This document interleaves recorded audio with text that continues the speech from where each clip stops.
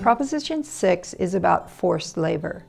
It's a constitutional amendment placed on the ballot by the state legislature, and it asks you, do you want to end forced labor as punishment for crimes? In 1865, the 13th Amendment to the U.S. Constitution prohibited slavery and involuntary servitude except as punishment for those convicted of crimes.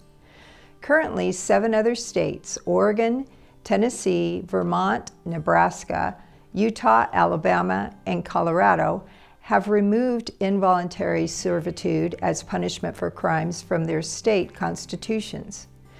Legislators in California considered a similar measure in 2022, but after the California Department of Finance estimated it would cost about $1.5 billion annually to pay minimum wage to prisoners, the measure was not pursued. The voluntary work program proposed by Prop 6 is a way to get around that issue.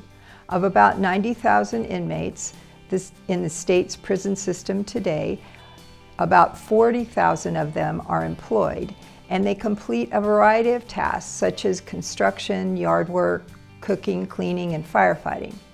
Most of them earn less than 74 cents an hour, although inmate firefighters can earn as much as $10 a day. State law permits the Corrections Department to pay up to half of the minimum wage, which is currently $16 an hour. If the majority of voters vote yes on Prop 6, it would amend the state constitution to prohibit the punishment of inmates with involuntary work assignments and would prohibit disciplining those inmates who refuse to work.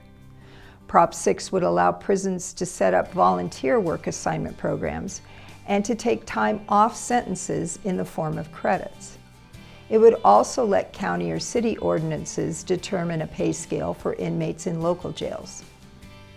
The Legislative Analyst's Office, which is a nonpartisan state department, projects that Prop 6 would increase costs by less than tens of millions of dollars if prisons or jails increased pay to encourage people to work.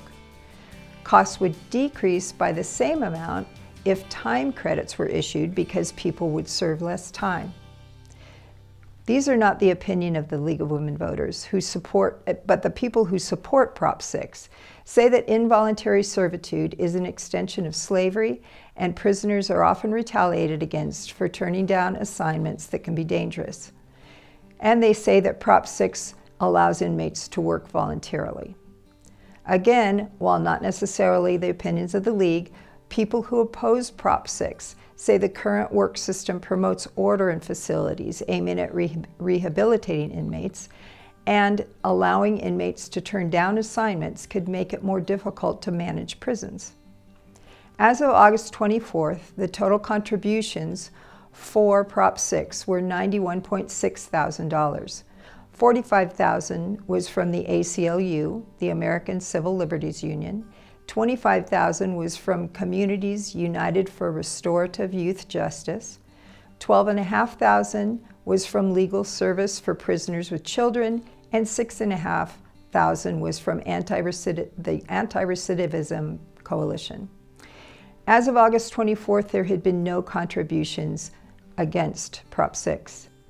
But campaign finance can change dramatically all the way up until Election Day. Updates to campaign contributions can be seen on cal-matters.org, ballotpedia.org, cal-access.sos.ca.gov, and lao.ca.gov. The more money contributed to a campaign, the more ads you'll hear and see either for or against an issue, and the least reliable information you can base your vote on is any paid advertising. In fact, the media in general requires some effort to determine what's opinion and what's fact. The most reliable sources for facts are the CalMatters, Ballotpedia, CalAccess, and LAO websites.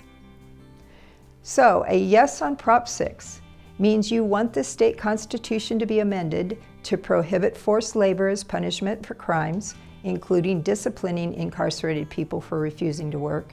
And a no on Prop 6 means you do not want these changes made to the current policy allowing forced labor for incarcerated